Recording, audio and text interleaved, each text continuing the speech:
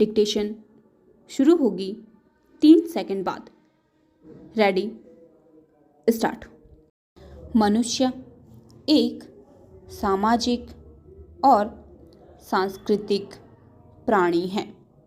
मनुष्यों की प्रत्येक पीढ़ी अपने ज्ञान विज्ञान, शिक्षाओं, मूल्यों और मान्यताओं को अगली पीढ़ी को सौंपती है।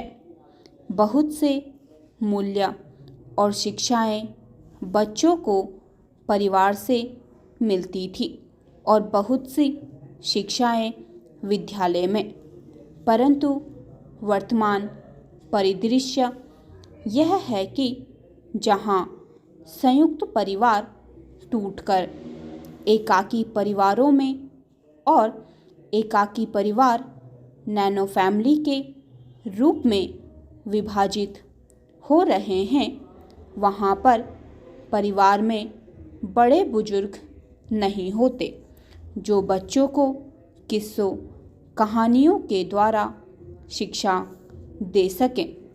दादी नानी की कहानियों का स्थान टीवी, कार्टून, इंटरनेट और सिनेमा ने ले लिया है, जहां से मूल्यों की शिक्षा की उम्मीद करना बेमानी बात है। इनका उद्देश्य मनोरंजन के नाम पर फुहड़ता परोसना मात्र रह गया है। वहीं विद्यालयों में ऐसी शिक्षा जो बालक के चरित्र का निर्माण कर उसमें सामाजिक सरोकार विकसित करे, उसका स्थान व्यावसायिक शिक्षा ने ले लिया है, जिससे हम एक आत्मकेंद्रित सामाजिक सरोकारों और मूल्यों से कटे हुए एक इंसान का निर्माण कर रहे हैं, जिससे समाज टूटन का शिकार हो रहा है। हमारी शिक्षा व्यवस्था शुरू से ऐसी न थी। प्राचीन समय में हमारे यहाँ गुरुकुलों में शिक्षा दी जाती थी, जिसमें शिष्य गुरु के सानिध्य में रहकर उनसे शिक्षा ग्रहण करता था। छात्र चाहे जैसे भी सामाजिक आर्थिक पृष्ठभूमि से आता हो, सबके साथ समान रूप से व्यवहार किया जाता था। सभी को गुरु की सेवा करनी पड़ती थी। भिक्षा मांगना, जंगल से लकड़ियाँ लाना, इस तरह के सभी छोटे बड़े काम चाहे राजा का लड़का हो या गरीब ब्राह्मण का लड़का, सभी को करने होते थे।